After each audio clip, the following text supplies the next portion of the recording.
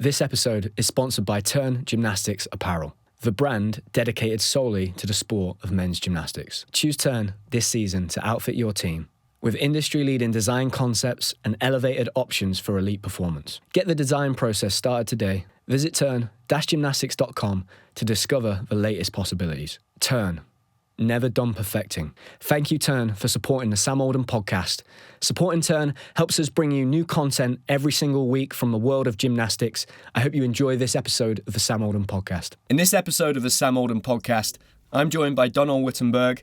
In 2014 at the World Gymnastics Championships, he was part of the US men's team that won bronze in an era that was incredibly competitive in men's gymnastics. A year later, at the age of 21, he won a World Championship bronze medal on the vault behind Ri Se-gwang and Marian Dragulescu, two incredible athletes. And since then, he's had an amazing career, and most recently, he performed incredibly well at the US Championships and now will go out to represent the US at the World Championships next month. Donnell, thank you so much for joining me, mate. This is very exciting. I know that you're getting ready to go out to Indonesia and compete for the US team, back on the world stage. Just tell me how things are going at the moment for you, mate, your preparations for the Worlds, and I imagine you're very, very excited to get out there. Yeah, it's going great. Like you said, thanks for having me here. It's been a long time coming, but I would say the preparation is going good. I would say I'm probably in the best shape I've been in a long time. Feeling very healthy, feeling very confident, and I just can't wait to go out there and really show what I still have. Yeah, it's going to be amazing, mate, to see you back doing your thing. And I think this code of points in particular, was it a situation, Donnell, where you saw the change in the code of points and you thought, you know what, there's a 20% reduction in the volume of training I have to do and the gymnastics I have to do, and actually the incentive to do very difficult gymnastics based around the skill of spatial awareness suits my gymnastics so well, this could be a great opportunity for me to be back at that top level? Oh yeah, absolutely. As soon as I heard the code points was going to 8 skills, I was already like, ooh. Maybe I have to reconsider maybe possibly continuing. And then as soon as like they upgraded my dismount, I was just like, all right, I guess I guess I got to do it. Like the opportunity's hot right now, so you just gotta take what you get. And how much did the US men, obviously doing so well in Paris last year, Donnell, and winning that medal, and I guess the media attention that brought to the sport of men's gymnastics, particularly in the US, obviously with Stephen having his very viral moment on the pommel horse and the potential opportunity of a home Olympic Games in 4 years' time. How much did that play a role in maybe your decision to continue and certainly go for it again over another 4-year cycle? Because 4 years is a long time, right? But I imagine 4 years with the opportunity to potentially compete at a home Olympic Games, maybe it feels a little bit shorter than it would in a normal Olympic cycle. Yeah, I mean, honestly, I never really looked at it that way. I kind of just wanted to continue just for me because obviously I've had a long career, but I'm still missing that one thing is going to the Olympic Games. So I feel like that enough was even more motivation to keep me going. But just having the spotlight more on the sport here in the U.S. I think is tremendous. And I'm kind of want to try to do my part to make it grow as big as it can, because I feel like we have so many tremendous athletes here that deserve to get some spotlight and some shine. So I'm just playing my role at this point. Yeah, 100%, mate. And when I look back at your career, Donnell, and I think about when you kind of broke out into the senior US team, it was a time, like I said, where there was so much depth, not just in your own country, but there were effectively 5 teams that could win team medals at every World Championships and Olympic Games. You had China, Japan, Russia, America, and GB all battling it out. Incredibly competitive. And I think around that time, there were a lot of athletes in the US that shared your strengths when it comes to probably floor, vault, rings, okay? But when I look at kind of like the US team now, it's changed a little bit, You guys are doing so well on pommel horse and, you have good high bar workers and parallel bar workers.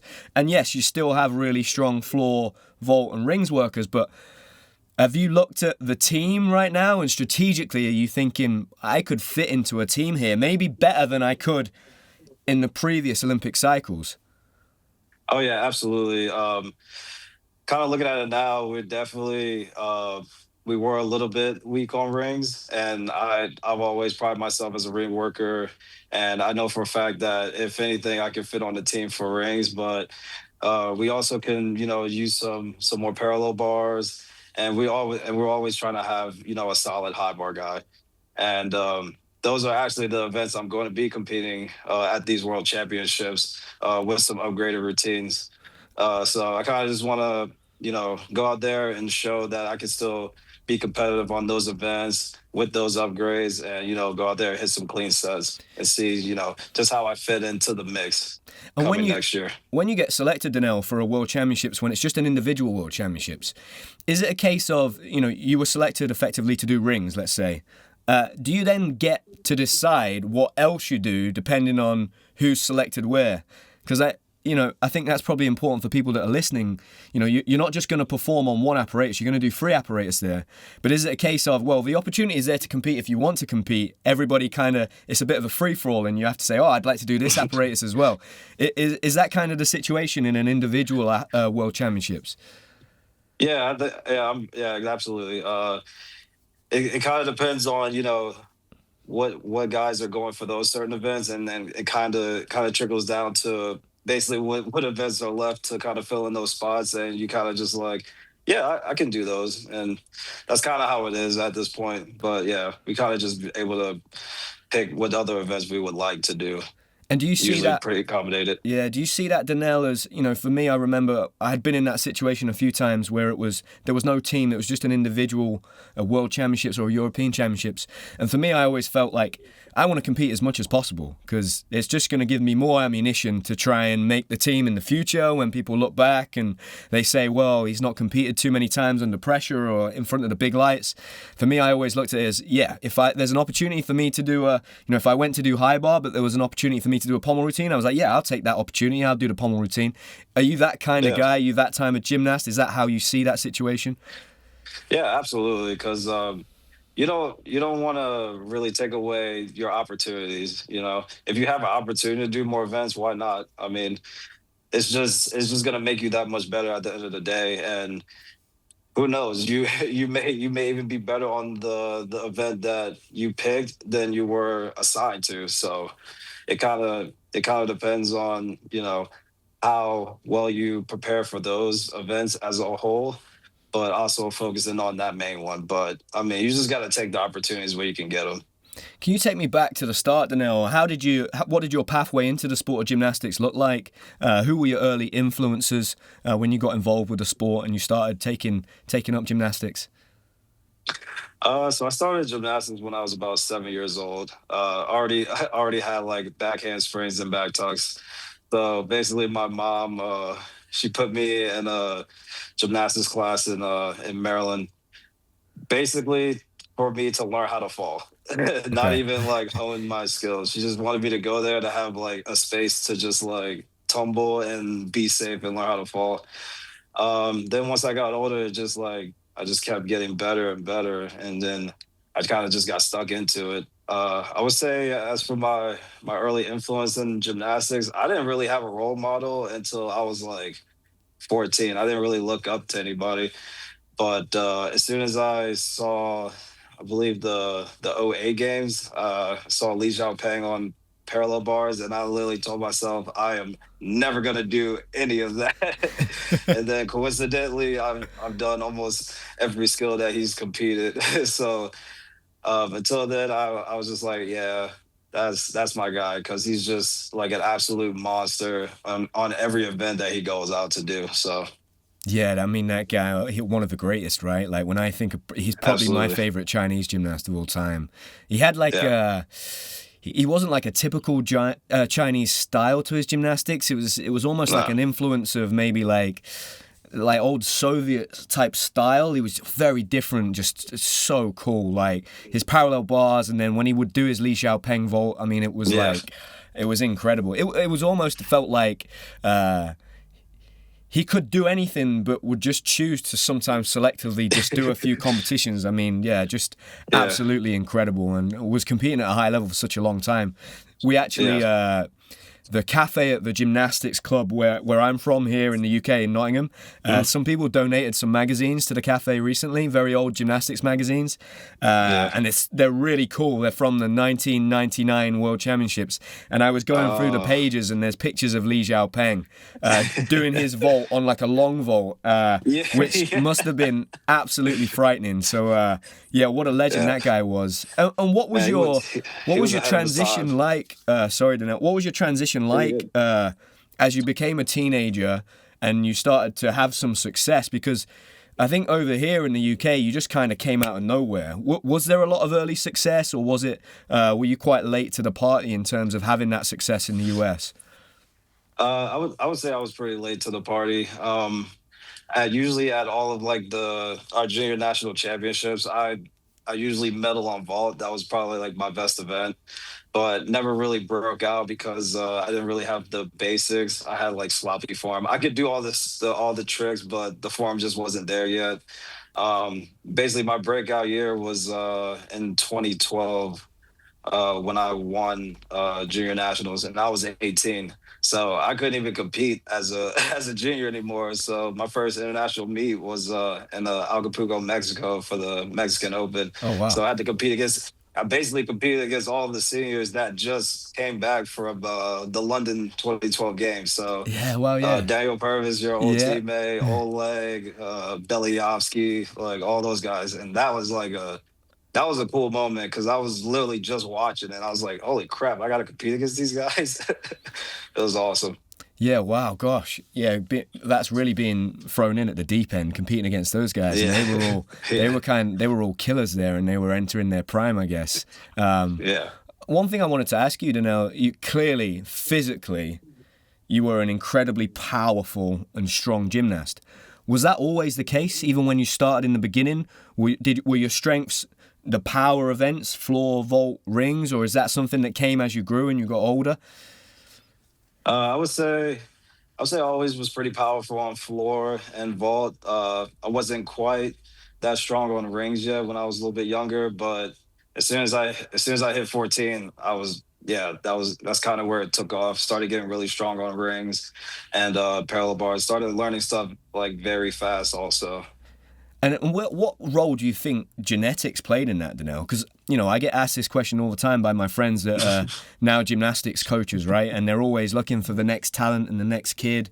And if I'm honest, I'm not the best at spotting the talent, and because I kind of see the potential in everybody.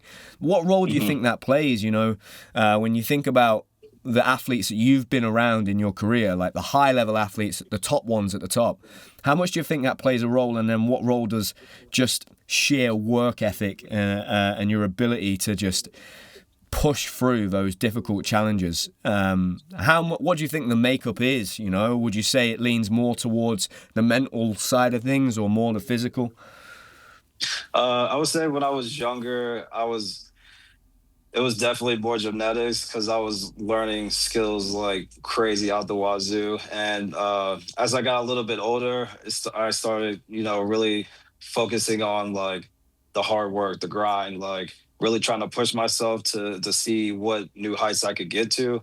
And I think that combination kind of just like put me at that particular level.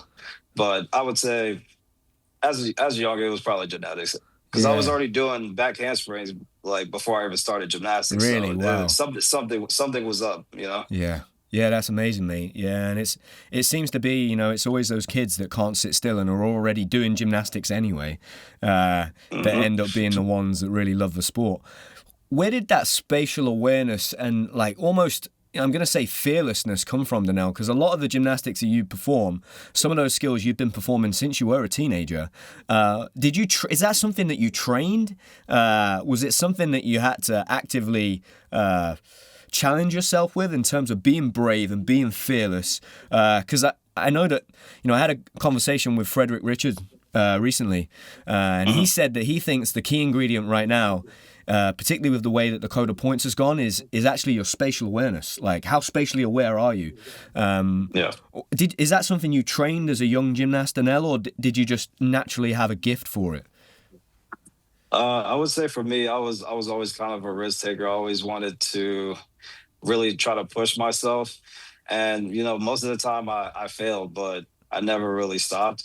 I just kept trying to push through and really try to hone in on what exactly I wanted to set out to do. And, with those repetitions of doing it like literally every day, it kind of just clicks.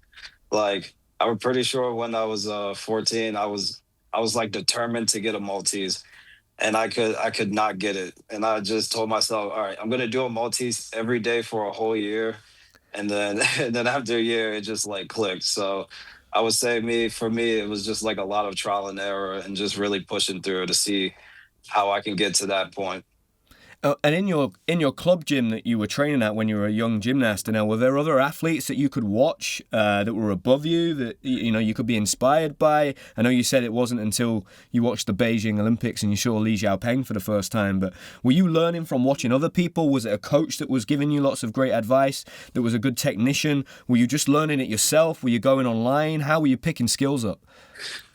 Um, yeah, my coach was kind of the mastermind of that. We did have some upperclassmen, but I was like steadily creeping up to their level as I got older. So it kind of didn't do it for me anymore. I mean, they still obviously had skills that I couldn't do and I wanted to learn. But I would say my coach kind of like saw the potential in me and, wanted to go like on a different approach and really try to push the boundaries because he knew that I was, a little bit special than everybody else there and wanted to see like how far can this kid go if I put this assignment in front of him. Is like how like is he gonna try it? Is he gonna back down from it and stuff like that? And most cases I usually didn't back down from it. So I was kind of like the experiment. Yeah. And did you still have a relationship with that coach now, Donnell? Are you ever in contact with him? Have you ever had that Oh yeah. Have you ever had the conversation to say, has he ever said, "Oh, I knew when you came through the door, you were a pretty special kid, and something was kind of different"? Oh yeah, yeah, absolutely. Yeah, we still talk to this day. Not so much anymore. He's like retired, chilling. But like probably a couple few years ago, Yeah. he's just like told me, he's like, yeah, well, I guess he told me and my mom, was like, yeah, this kid's definitely special. And honestly, he had a big impact in my life because my mom is a single mother. It was very hard for her to, get me to the gym and pick me up because she had to work. Right. And he actually used to, take me to his house Oh, wow. and like just let me chill there until like my mom came and picked me up. So he was definitely a big impact. And most coaches aren't gonna do that unless they see something in you. So Yeah. definitely grateful for him. And it's a really interesting sport, isn't it? Because even if you grow up in a household with two parents, effectively when I describe my upbringing to people, I say I had three parents because I spent 7 hours a day with my coach. Yeah. And he did the same thing. He would drive me to every national training camp. I'd always be in the car with him. He became like my life mentor. I saw him way more than I saw my own parents. Yeah. So it's a really unique sport in that way. I don't think there's many other sports where it's an individual sport and maybe you spend so much time with another human being that, in many ways is probably towards the later chapters of their life. You're at the very beginning, and it's very much like a mentor-mentee relationship. And Absolutely. yeah, it's a really cool thing. And I think maybe that doesn't get highlighted enough. I think we focus on like the technical side of things and the medals, but actually the role that person plays in that young person's life, because more often than not, a lot of male gymnasts that end up getting to the high level are people that struggled at school academically, maybe didn't fit in, were getting into a little bit of trouble, and could have gone down a very different path. And actually the discipline, the structure, and that positive role model of having that person in their life makes such a huge difference. So it's great to acknowledge that relationship you had with your coach. When you competed in that competition in Mexico, Donnell, in 2012, what did you notice about that level that would have been the first time you would have experienced it, being around those guys. Was there anything that stood out for you that when you went back to the US, you thought, okay, I need to work on this, or I've got to change this if I want to get to the same level as these guys? From what I've noticed was just like the sheer confidence of everyone. Because I wasn't like that nervous, but going through the meet, I was pretty locked in, but I had like a couple mistakes here and there, but everyone else was just like on it, on it, on it. And I was just like, I I want to be like that. So that was kind of my motivation to really up my game once I got back into the gym. And I feel like from then it was just like inspiring because that was my first international meet. I never really traveled outside of the US. So that was the first time I traveled outside of the US. And I was just like, man, I need to experience this again. Like let's keep going to more places and just keep competing. So that was my motivation. And then just tell me about the build up to then your World Championship medal in 2014, Donnell. You go there as a very young man. I believe potentially still a teenager or 20 years old to that World Yeah. Championships in China. And you end up competing in the team final on, was it four events in the team final? Three or four Yeah, but events? I think. Oh yeah, wait. It might have been five. Honestly, no, it was four. I So think I had to compete horse. Oh my god, I was a nervous wreck, bro. I was so nervous. I was like, put me up on any event, just don't put me up on horse, bro. I don't like competing horse, especially in a like team 3-on-3 count setting. I was just like, man, just let me stay on. But that's amazing, mate. Yeah, To be that young in that situation under that pressure with a lot of big names in your team. When I look back to that time, all yeah. massive individuals that had a lot of individual success. It must have been pretty cool for you to be in amongst that, be such a young guy, and I'm sure for them to see you, compete so calmly and coolly and do so well. Mm. Were there any routines or any moments from that World Championships and that team final, Donnell, that stand out for you? Um, besides besides the horse routine, I would probably say I'd probably say floor. I think I did a pretty solid floor set there, and I think during the qualifications, I kind of had some errors and stuff, and I was pretty disappointed in myself because floor was definitely one of my best events going into that competition. So just going out there and able to hit that set for the team, just put a lot of confidence in me, and I guess that's how I was able to hit that pommel set in the next event, which Yeah. was the last event. And I've watched those routines, mate, in preparation for this, and I Yeah, would have watched them at the time. For anybody listening, Donnell used to finish on a double pike Arabian half out, which is absolutely outrageous. yeah. So I just can't imagine how you have the stamina and the physical strength at the end of a floor routine. And it was probably, I imagine, a 7 tumble floor routine that you used to do on a Yeah. on a floor that was probably, was it a Taishan floor? It might have been a floor that wasn't that great either at the time. No, I think it was pretty decent. It was Okay, Gym Nova, I believe. I right. think it was Gym Nova. It, Okay. it was pretty good actually. I haven't competed on any bad floors. Those are usually at like Bundesliga competitions and stuff like that. Well, But for me, mate, I was looking at yeah, that floor routine and I was very, very, yeah, impressed. I watched the difficulty today and I was like, that routine would win medals right now. So, yeah, yeah. incredible difficulty at such a young age. Tell me about the next year then, Donnell. You experience that, you become a world medalist. What does that next year look like? And where are you training at this point around 2014, 2015, Donnell? So I was training at the Olympic Training Center during that time, and basically once I got there, I had kind of like a trial period. I got to Olympic Training Center in 2013, I believe. So I was still getting used to the program, used to the workload, and then in 2014, that's kind of where I really broke out onto the world stage, where I got my first opportunity to compete at World Championships in Nanning, which was probably one of my favorite competitions ever.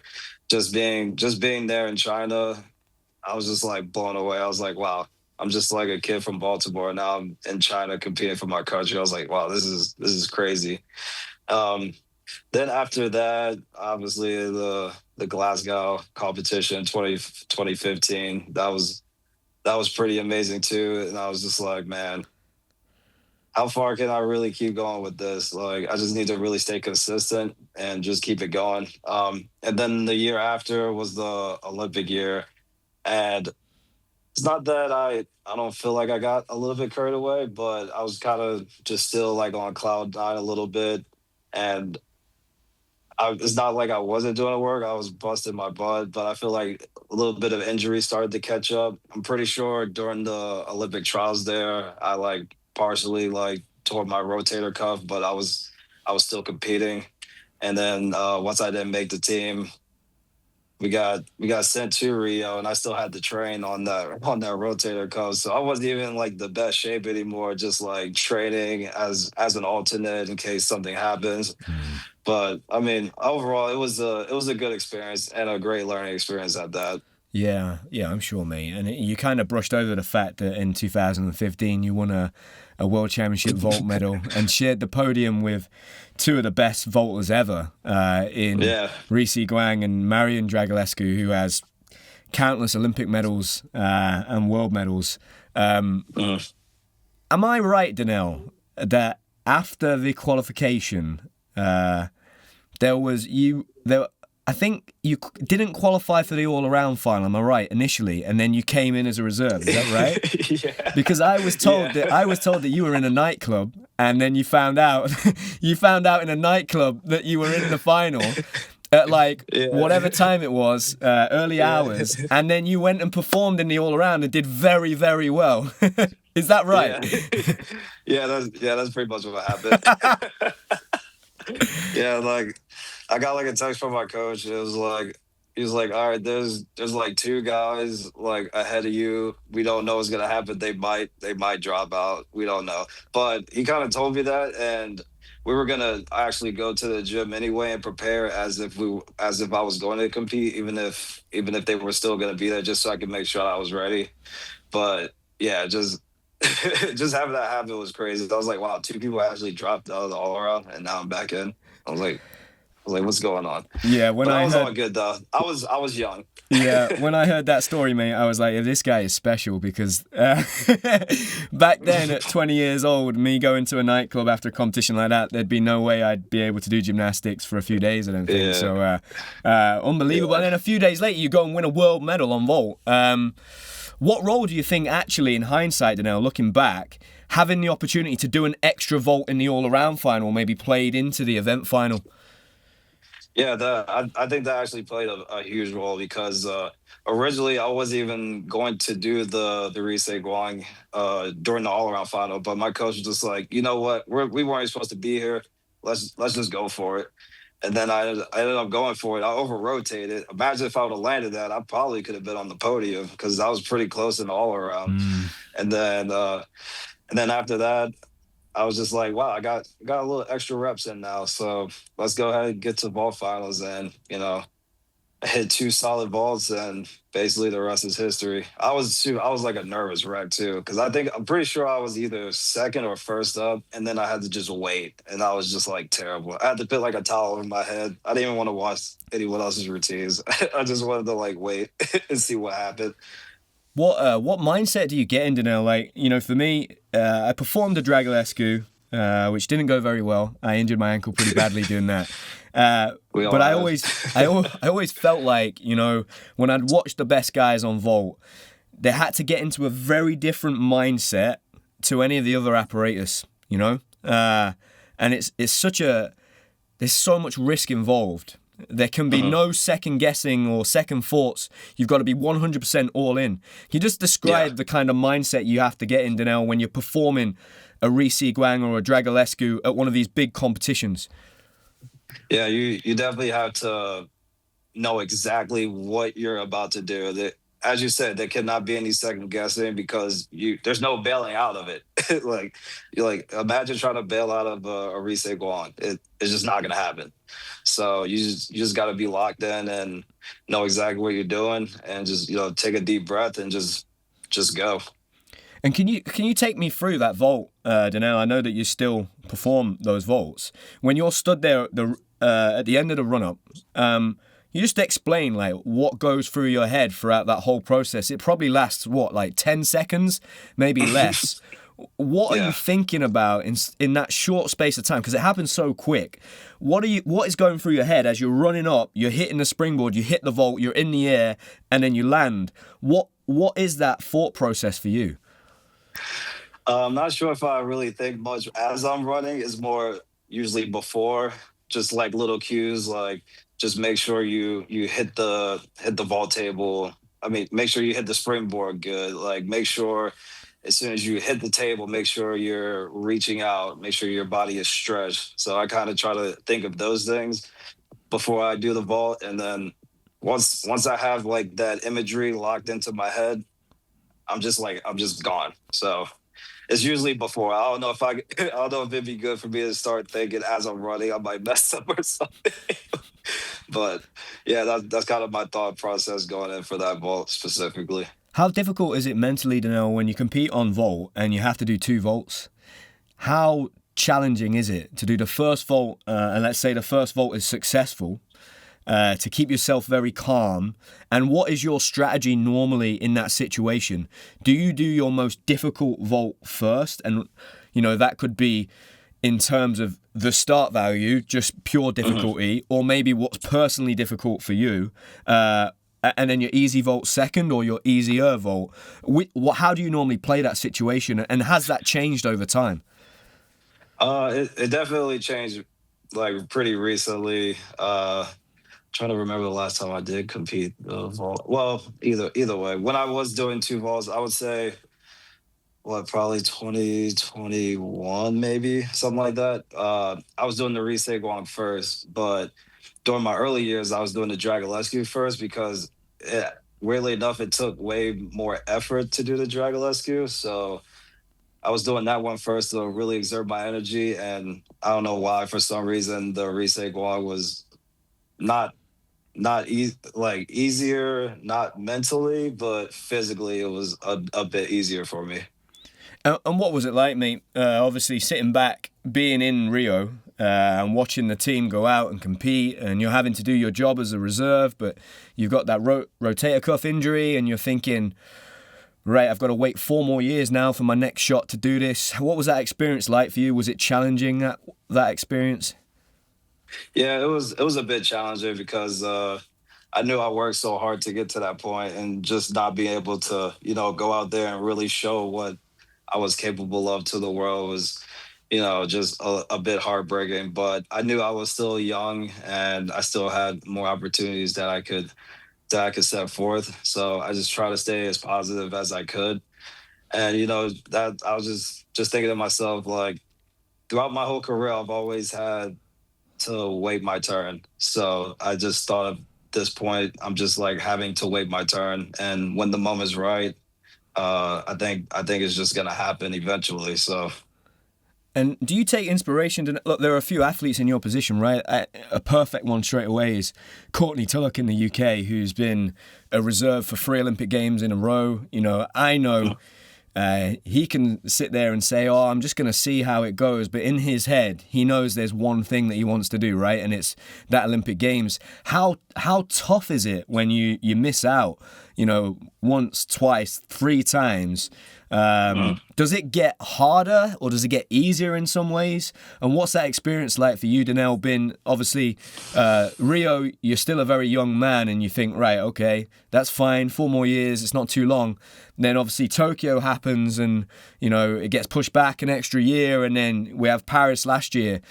How's that experience developed over those 3 Olympic Games? I think it just makes me a more like resolved human being at the end of the day. Just knowing that, you know, uh, opportunities happens, it just might not be your time yet, and you just have to, decide for yourself like how bad do you really want it? How bad do you want to keep going? So, for me, just like knowing that I'm still able bodied, I can still push myself to new limits, and just like my mom said, like as long as you're not hurt, you can keep going as long as you want. So I'm kind of just taking that with me and just letting it roll. Yeah, 100%, mate. And, there are so many gymnasts now that seem to be continuing into their 30s and doing incredibly well. I mean, I'm thinking of Petronas on rings, same thing. Yeah. He's still going at the top of his game.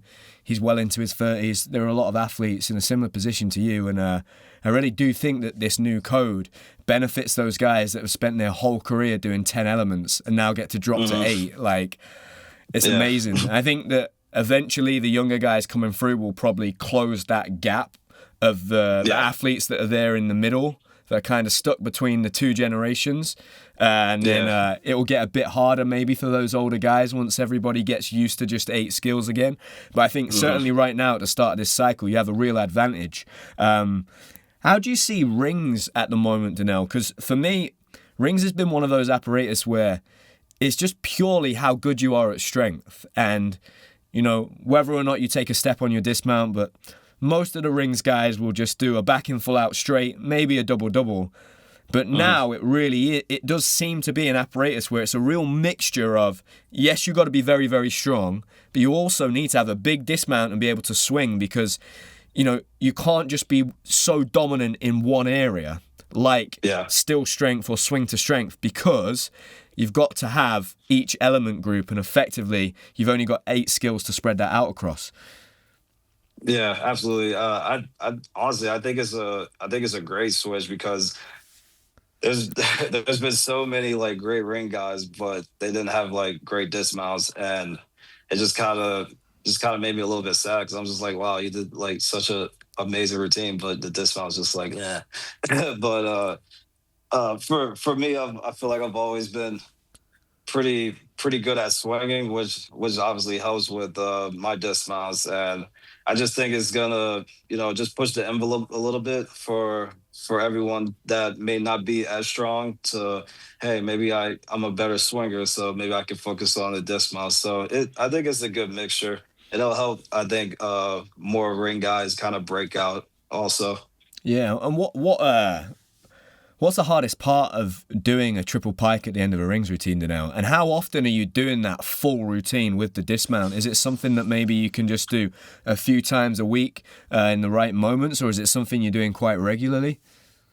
Yeah, I'm doing it quite regularly actually. I had to do actually 2 ring routines yesterday, so so I mean, and honestly, that routine for me, just like the bulk of it, is actually not that hard, not as many strength skills as like the top guys are doing in the world.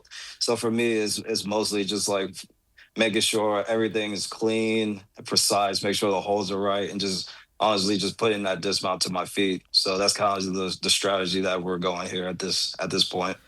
And how do you break down your strength training for rings, Donnell? Are you someone that is going, okay, I need to do all my rings training and my sequencers and my routines, and I'm doing lots of preparations and conditioning? Are you also in a weights gym and lifting weights? What does that look like? Because I think for a lot of young gymnasts that maybe are physically quite strong and that's where their strength is, they maybe don't have a good idea of how they should be training to get better at rings. What's been your approach to being a strong athlete in gymnastics on the rings?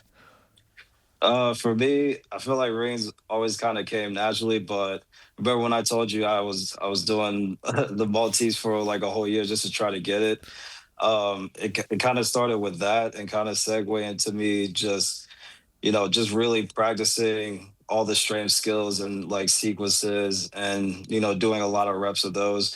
But honestly, since I got here, I've been doing a lot more strength just because of the program that we have. So we do a lot of like single strength skills, a lot of sequences, and we also started doing weight training also. Okay. And I mean, once I got here, I was dying because I wasn't used to the amount of workload that they did here. But now that I'm used to it, I feel like I'm definitely seeing the benefits of it.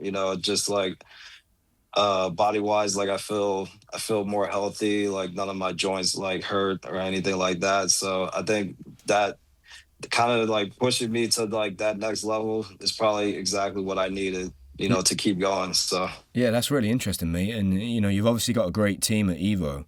yeah. What's your experience been like training there? I know did you start training there this year? Is this your first year training with those guys Yeah. there. Yep. And what's that experience For been sure. like? And what's the approach? Obviously, you got a great coaching team, loads of really high-level athletes. Do you feel like this is a good place for you to be at this point in your career? Yeah, absolutely. Especially at my age, we have a physician there that like is basically on site that we can go to whenever we want. I mean, I kind of had something like that when I was with Salto, but I had to like drive there and schedule appointments and stuff like that. But having it on site there helps a lot. Being in warm weather helps a lot for the joints. It's completely different than being in Wisconsin, where I had to wake up just cold and having to be in a cold gym and just consistently trying to stay warm the whole time. And I would say the guys there also help a lot. We have a ton of energy there. Everybody's rooting for each other. Everybody's pushing each other, holding each other accountable, and I think that's just gonna make our team, but also the U.S. team even better with that kind of mindset and training going in. And what would you say is your strategy, Donnell, for the next 3 years? And obviously, don't give it away for people that might be listening that are your training partners, right? But like, what do you when you look at it and you look at Olympics in LA? First of all, physically, I've got to be healthy for the Yeah. next 3 years. When you look at the makeup of the US team, how do you see yourself being in the position to challenge for Olympic spots on that team in 3 years' time? Do you think it is a case now of really focusing on your strengths and maybe on the team as a whole's weaknesses? How do you see that? Do you still have plans to potentially carry on competing on all 6 events, or are you specializing now? So my goal is to probably add add one event each year leading up to the games. Just kind of really pacing myself.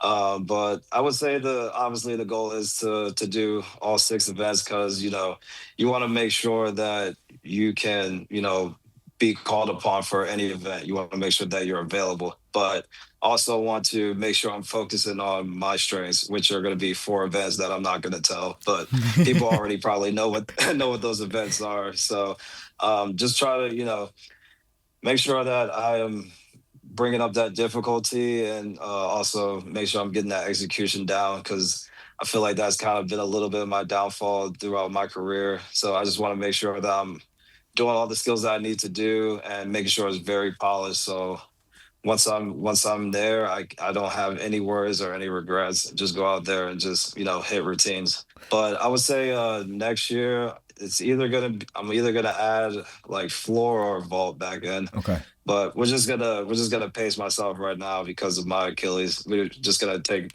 the time on that. So Yeah. And what are your goals for next month, Donnell, at the World Championships in Jakarta? What are your goals? What's your targets? What do you hope to get out of that competition when you get back to the US and you look back on those 2 weeks that you've spent there in Indonesia? What do you hope that you will have achieved out there? for me personally, I just want to go out there and just hit my routines that I know I can do, that I know I've been training this whole time. It doesn't matter if I get a medal or not. It's just, to me, it just matters if I went out there and showed the results of what I did in practice. And I feel like if I do that, then the results will obviously speak for themselves. But I never try to think about going out there and like getting a medal here, getting a medal there. It's more about performance based, because I know exactly, like, if I compete to my capabilities, then the medal can potentially be there. So Yeah, Donnell, you're someone that we joked earlier, and you joked about doing a pommel horse routine at the World Championships in 2014. But I imagine, being someone that's on the outside, that you were asked to do that because you are someone that's very reliable, very consistent, and can be depended upon in a very stressful situation to hit a routine. When you think back to your whole career, and maybe you've spent time around some of the best athletes in the world, and maybe you've seen athletes that are incredibly talented, can do incredible skills, but are maybe like the best in training, but then just cannot get it together in a competition. What have you noticed about the very best and the differences between their mentality, maybe to the level below that? um I'm not sure what I would notice, but I guess I would say that it just depends kind of what you do in the gym. Like it depends like how many reps you get in. And honestly, I would say the amount of competitions you will go out to compete. Like if you're not really competing as much, you're not getting that experience. Once you get to like those big competitions, it's not gonna help very well because you might get flustered by like the amount of competition that's around you, or you just not might not be like really in that mindset of like, oh, like all right, I need to like lock in and really go out here and compete. That was a pretty tough question, but I like that one. Don't worry, mate. I'm known for asking tough questions, but but no, honestly, mate, you've had an incredible career, and we really do wish you the best next month. It's just great for me to see one of the old guys like doing it, someone from my Yes, generation sir. still Let's go. competing and doing their thing, and it's been a pleasure to have the opportunity to chat with you, and hopefully we can follow your journey, mate, over the next few years. And I hope you get there to LA, and you're part of that moment in some capacity, whatever capacity it is. But you've had an incredible career. You can still do some amazing gymnastics, and yeah, I remember being 27 and messaging Chris Brooks and Oh saying, yeah. I want to try and make the Olympics in Tokyo, but I'm getting pretty old now and I'm towards the end of my career. Have you got any advice for me? He gave me some great advice, because I looked at that guy and I was like, this is someone that's tried to make an Olympics like 2 times, failed, but Mhm. managed to do it on like the 3rd attempt. So I took quite a lot of inspiration from that. And I think just Courtney Tulloch is someone that's a friend of mine, and I can see he's on Mhm. that journey. And same with you. I hope that you can get there, mate, and all the best. I hope it goes well next month. Just to finish off, Donnell, have you got maybe any advice for a younger athlete that